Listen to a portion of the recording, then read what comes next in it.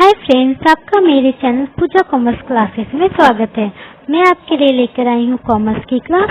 ये class ICom, BCom, MCom, NET, PhD, commerce related all competition exam के लिए important है। कॉमर्स में मैं स्टार्ट करी हूँ अकाउंटेंसी की क्लास। अकाउंटेंसी में मैं आपको अकाउंट्स की बेसिक थ्योरी बता चुकी हूँ।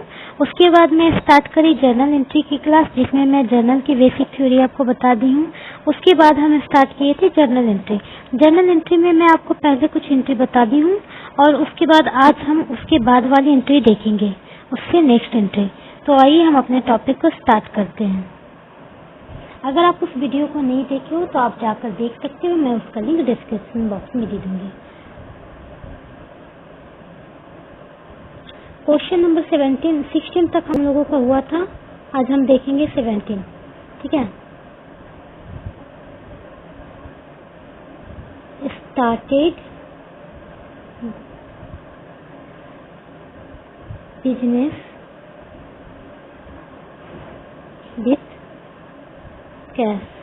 अब देखो, ये हम लोग जब जर्नल एंट्री करते हैं ना, तो ये हम लोग का सबसे पहला एंट्री होता है, स्टार्टेड बिजनेस विथ कैश। तो सबसे पहले हमें इसमें क्या देखना होगा? सबसे पहले हमें इसमें देखना होगा कि इसमें दो पक्ष कौन कौन से हैं जो प्रभावित हो रहे हैं। तो इसमें क्या किया जा रहा है कि बिजनेस स्टार्ट किया जा रहा है कैसे? तो कैश से। तो जब भी हम बिजनेस को ऐसे, तो हमें देखने से सिर्फ एक ही पक्ष दिख रहा है जो कि सिर्फ कैश है, दूसरा तो इसमें कुछ समझ में आ नहीं रहा है। तो जब भी हम बिजनेस स्टार्ट करते हैं ना, तो कैश से या किसी असेट से स्टार्ट करते हैं। ठीक है। जो भी हम बिजनेस में लगाते हैं उसे पूंजी या कैपिटल कहा जाता है। हिंदी में उसे पूंजी कहते हैं और इंग्लिश में कैपिटल कहते हैं।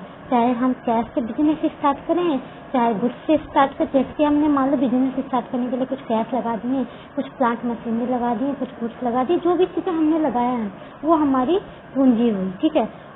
तो वही चीज होता है कि जिस चीज का हम बिजनेस स्टार्ट कर रहे हैं, तो उसमें किसी भी चीज का बिजनेस स्टार्ट करने में उसमें कुछ तो हमें इन्वेस्ट करना होगा ना।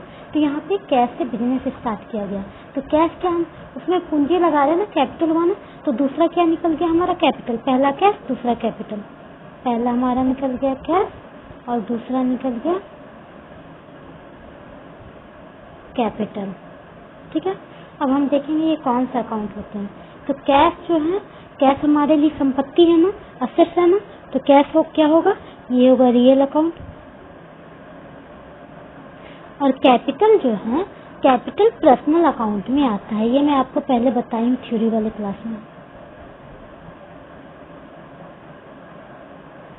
कैपिटल जो है ये पर्सनल अकाउंट में आता है। अब देखो, रियल अकाउंट का रूल क्या होता है? कैश के लिए पहले हम देखते हैं। कैश के लिए रियल अकाउंट का रूल क्या आता है? Debit what comes in, credit what goes out. आने वाले संपत्ति को डेबिट करते हैं और जाने वाले संपत्ति को क्रेडिट करते हैं। तो जब हम कैश से बिजनेस स्टार्ट कर रहे हैं, बिजनेस में हम कैश से इन्वेस्ट करके बिजनेस को स्टार्ट करें, तो बिजनेस में कैश आ रहा है ना। बिजनेस में तो कैश आ रहा है और आने वाली संपत्ति को हम हमेशा डेबिट करते हैं, तो इसे भी हम डेबिट कर देंगे।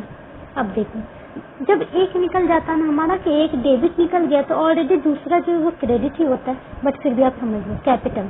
कैपिटल जो है पर्सनल अकाउंट है और पर्सनल अकाउंट का रूल क्या होता है? Debit the receiver, credit the giver. ठीक है। तो पूंजी हम दे रहे हैं ना, पूंजी क्या हम दे रहे हैं, देने वाले हुए ना। हाँ, तो गिवर को हमेशा क्रेडिट करते हैं, तो ये भी क्रेडिट हो जाएगा। ठीक है। तो अब हम एंट्री कर सकते हैं cash account debit to capital account. तो आइए हम अपने एंट्री को आगे बढ़ाएं।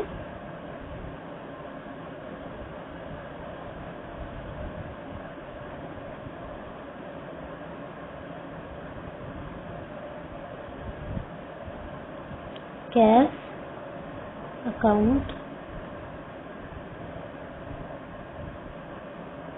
Debit to capital account being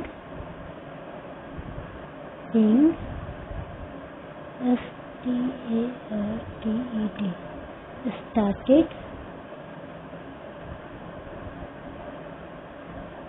business with cash. चलो हम यहाँ पे 2 लाख कर देते हैं, ठीक है। 2 लाख से हमने बिजनेस स्टार्ट करा है।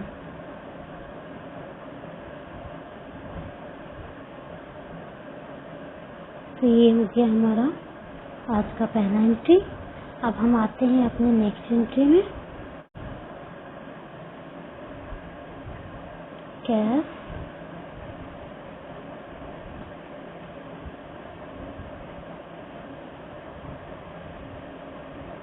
Cash withdraw bye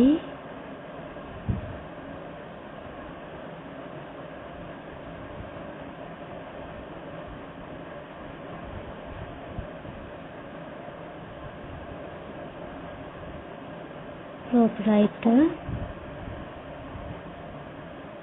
for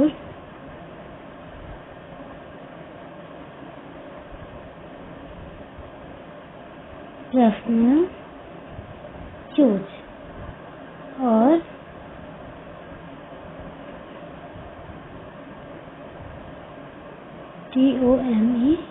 DOMESTIC, ठीक है, डोमेस्टिक यूज। क्या करा? Cash withdraw by proprietor for personal use और डोमेस्टिक यूज। या तो आप पर्सनल यूज कहिए या डोमेस्टिक यूज कहिए, उन दोनों का मतलब एक ही होता है। अब क्या है इस क्वेश्चन में, देखो कि जब जो बिजनेस का जो मालिक होता है ना, वो क्या करता है कि बिजनेस से कुछ असेट्स, कुछ गुड्स या फिर कुछ कैश, कुछ भी बिजनेस से वो निकाल रहा है अपने पर्सनल यूज के लिए, तो उसे हम ड्राइंग कहते हैं। ध्यान से समझिएगा इस बात को कि क्या हो रहा है कि बिजनेस में हम सिर्फ बिजनेस से रिलेटेड ही एंट्री करते हैं। मैं ये बात आपको पहले भी बताई हूँ कि बिजनेस में सिर्फ बिजनेस से रिलेटेड एंट्री ही होती है।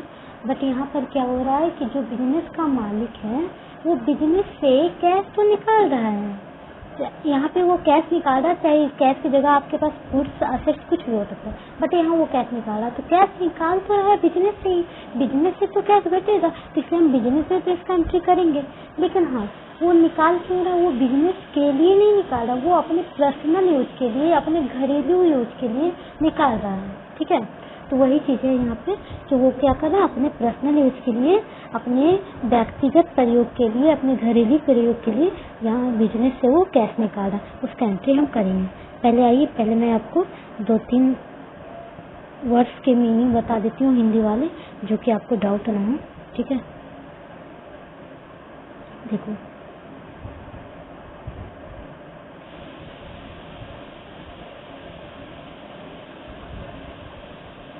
विथड्रॉ का मतलब होता है निकालना, ठीक है। उसके बाद होता है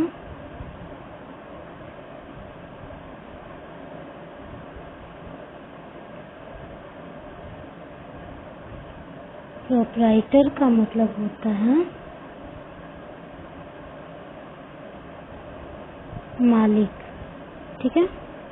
उसके बाद होता है पर्सनल का मतलब होता है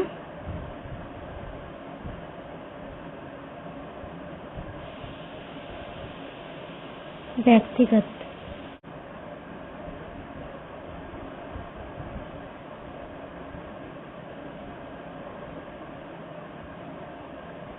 डोमेस्टिक का मतलब होता है घरेलू, ठीक है। तो क्या हुआ? विथड्रॉ का मतलब होता है निकालना, प्रोप्राइटर का मतलब होता है मालिक, पर्सनल का मतलब होता है व्यक्तिगत, और डोमेस्टिक का मतलब होता है घरेलू, ठीक है। तो आइए अब हम अपनी एंट्री में आते हैं। हमारा क्वेश्चन क्या है? तो हमारा क्वेश्चन है cash withdraw by proprietor for personal use और डोमेस्टिक यूज, ठीक है।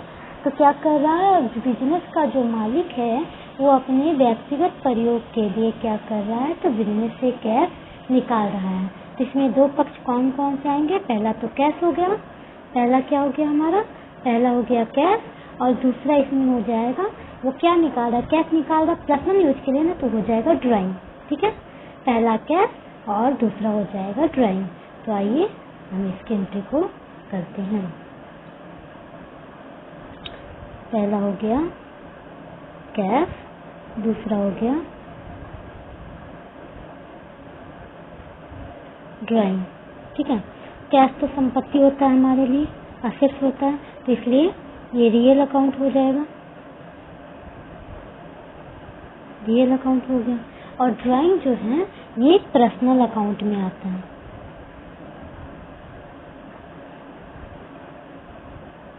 मैं पर्सनल अकाउंट जहाँ पे बताई हूँ ना, व्यक्तिगत खाता क्या होता है, वहाँ पे मैं पूरा चार्ट लिखवाऊंगा आपको कि पर्सनल अकाउंट में कौन क्या आते हैं, नॉमिनल अकाउंट में कौन से आते हैं, रियल अकाउंट में क्या क्या आते हैं।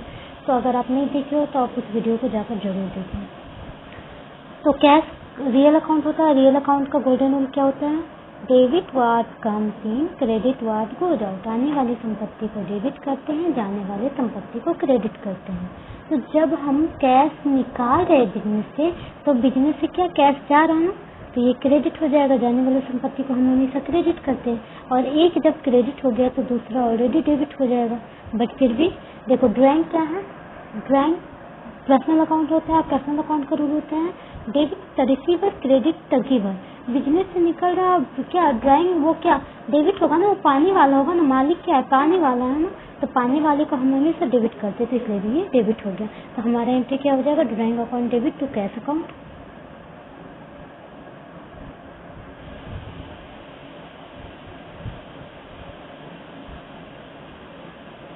Drawing account debit to cash account. ठीक है, तो 20,000 अमाउंट यहाँ ले लेते हैं। अमाउंट कुछ भी, ये मैं क्वेश्चन तो अपने मन से क्रिएट कर रही हूँ ना, तो इसमें अमाउंट कुछ भी आप ले सकते हो। ठीक है, ये मैं आपको समझाने के लिए कर रही हूँ। Wing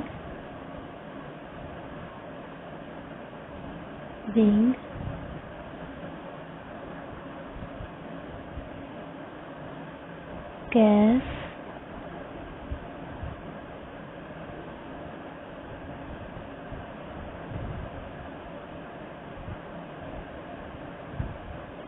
withdraw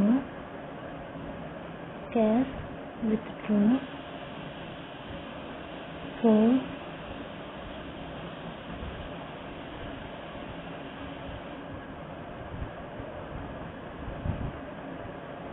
personal use.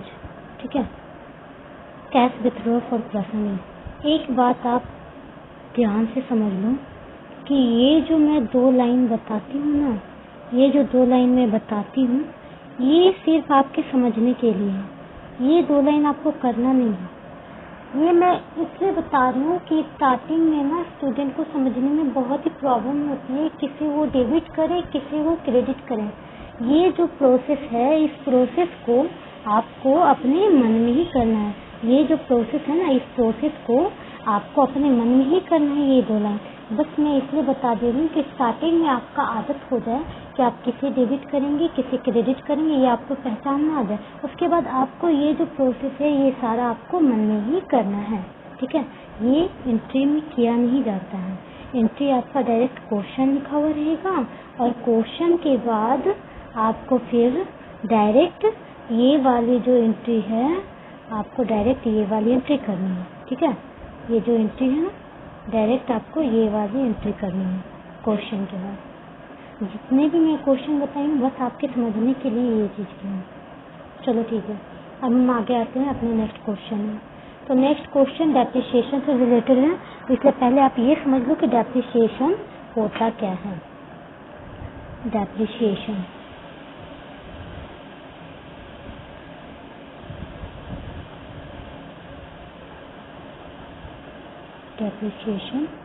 जिसे हिंदी में ह्रास कहा जाता है। ठीक है, तो डेप्रिसिएशन क्या होता है, तो बिजनेस में हम जब भी फिक्स असेट्स का यानी स्थायी संपत्ति का यूज करते हैं ना, तो यूज करने से क्या होता है, आप जब किसी भी संपत्ति का यूज करें, फिक्स असेट्स में क्या आ गया, जैसे प्लांट मशीनरी लैंड बिल्डिंग, तो हम उसका यूज करते हैं, प्लांट मशीनरी हो कोई भी असेट्स हो, ठीक है, तो उसके क्या यूज करने से उसका वैल्यू घटता है ना।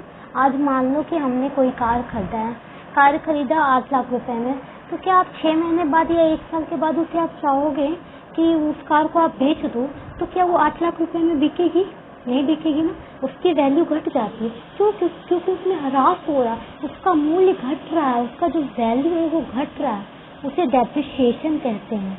वस्तु के मूल्य में जो कमी, संपत्ति के मूल्य में जो कमी आती है ना, यूज करने के बाद जो कमी आती है, उसे ही ह्रास यानी डेप्रिसिएशन कहा जाता है। और ये जो होता है ये बिजनेस के लिए लॉस होता है। अगर किसी स्टूडेंट को लिखना है इसका डेफिनेशन तो आप लिख सकते हो, मैं फिर से एक बार बोल दे रही हूँ कि जब हम स्थायी संपत्तियों का प्रयोग करते हैं ना, स्थायी संपत्ति का यूज करते हैं, तो उस यूज करने के कारण से उसके मूल्य में यानी उसके प्राइस में जो कमी आती है ना, उस कमी को हम ह्रास यानी डेप्रिसिएशन कहते हैं। और ये डेप्रिसिएशन जो है बिजनेस के लिए लॉस होती है, ठीक है। तो आइए अब हम इसकी एंट्री करते हैं। चलो,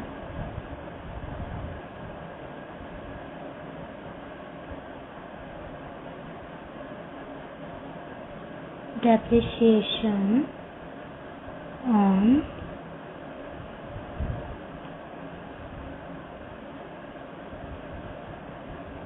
machinery rupees 2000, depreciation on machinery rupees 2000, ठीक है। तो आइए हम पहले देखते हैं इसमें दो पक्ष कौन कौन से हैं, ठीक है। तो डेप्रिसिएशन ऑन मशीनरी, यहाँ पे तो पहला तो हमें मशीनरी ऐसे ही दिख गया, एक तो निकल जाएगा मशीनरी, तो आप पहले यहाँ पे लिख लो मशीनरी, मशीनरी।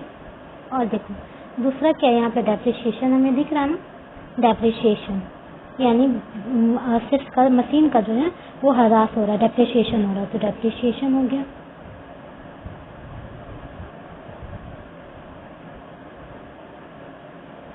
डेप्रिसिएशन, ठीक है।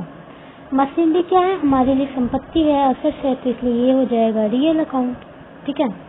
और डेप्रिसिएशन जो है ये नॉमिनल अकाउंट में आता है।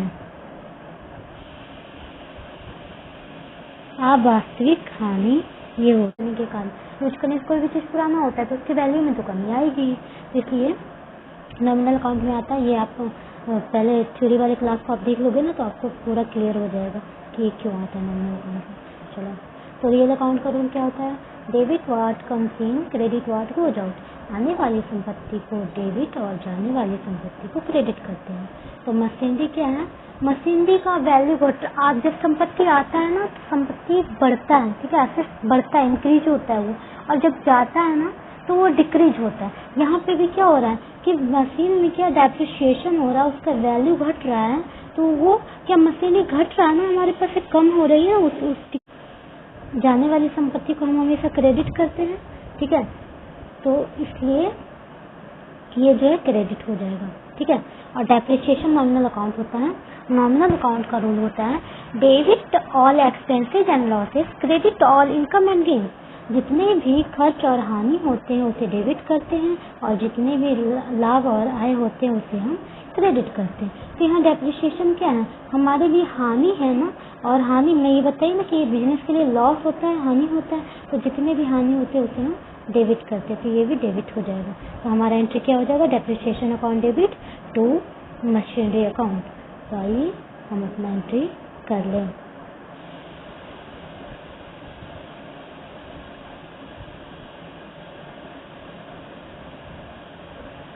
Depreciation account debit to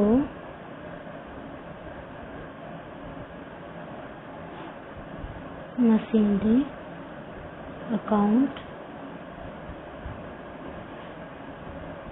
being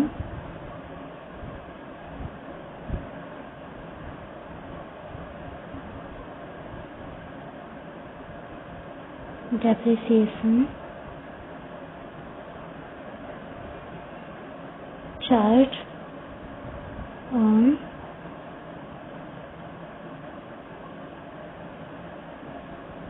machinery, depreciation charge on machinery कितना, तो 2000 रुपये। ठीक है, उम्मीद करती हूँ कि आपको ये एंट्री समझ में आई होगी। यहाँ क्या हो रहा है, जब हम किसी भी असेट्स का यूज करते हैं तो यूज करने के कारण उसके मूल्य में जो कमी आती है, उसके प्राइस में जो कमी आती है, उसे ही डेप्रिसिएशन कहा जाता है। इसके एग्जांपल में आप कुछ भी ले सकते हो कि मान लो आपने एक बाइक खरीदा, बाइक अगर आप 6 महीने बाद बेचते हो, 1 साल के बाद बेचते हो, ठीक है, तो क्या आपको उसका पूरा मूल्य मिलेगा, पूरा प्राइस मिलेगा? आपने मान लो 1.5 लाख में एक अपाची खरीदा, तो 1.5 लाख रुपये आपको मिल जाएगा 6 महीने के बाद? कभी नहीं मिलेगा, वो कोई नहीं देगा उसमें। तो उसमें आपको क्या है कि उससे कम वैल्यू मिलेगी जितने में आपने परचेज किया था। क्यों? क्योंकि आप उसका यूज कर रहे हो, जिसके कारण वो पुराना हो रहा है, उसके मूल्य में कमी आ रही, वही चीज होता है डेप्रिसिएशन। आइए अब हम नेक्स्ट एंट्री में आते हैं।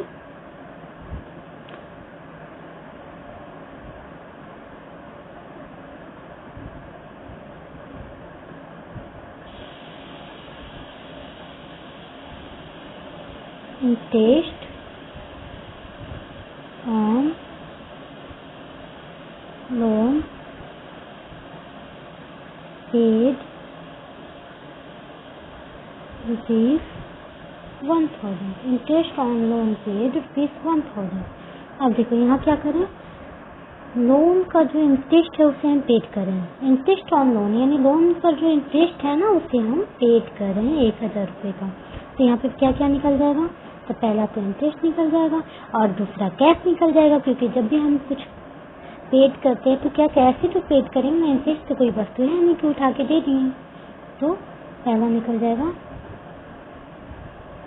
इंटरेस्ट और दूसरा निकल जाएगा कैश। ठीक है, इंटरेस्ट जो है ये नॉमिनल अकाउंट है और कैश जो है संपत्ति है, इसलिए रियल अकाउंट है। अब देखो नॉमिनल अकाउंट का रूल होता है debit all expenses and losses, credit all income and gain. जितने भी खर्च और हानि होते हैं उसे हम डेबिट करते हैं, जितने भी आय और लाभ होते हैं उसे हम क्रेडिट करते हैं। तो जब हम इंटरेस्ट पेड कर रहे हैं, इंटरेस्ट का भुगतान कर रहे हैं, तो हमारे लिए खर्च हुआ ना, खर्च को हम हमेशा डेबिट करते हैं, तो इसे भी हम डेबिट कर देंगे। ठीक है, और रियल अकाउंट का रूल होता है debit what comes in, credit what goes out. आने वाली संपत्ति को डेबिट, जाने वाली संपत्ति को क्रेडिट। जब हम कैश का भुगतान करें तो कैश हमारे पास से जाएगा ना, और जाने वाली संपत्ति को हम हमेशा क्रेडिट करते थे, इसे भी क्रेडिट कर देंगे। तो हमारा एंट्री क्या हो जाएगा, interest account debit to cash account. तो आइए हम अपनी एंट्री को करते हैं।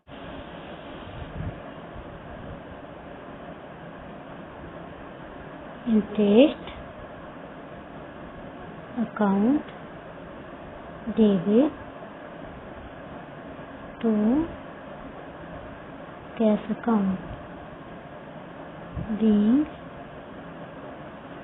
being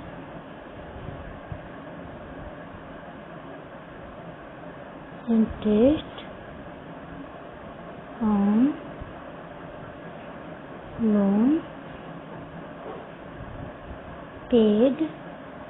अमाउंट कितना था हमारा 1000 ना, तो लिखेंगे 1000।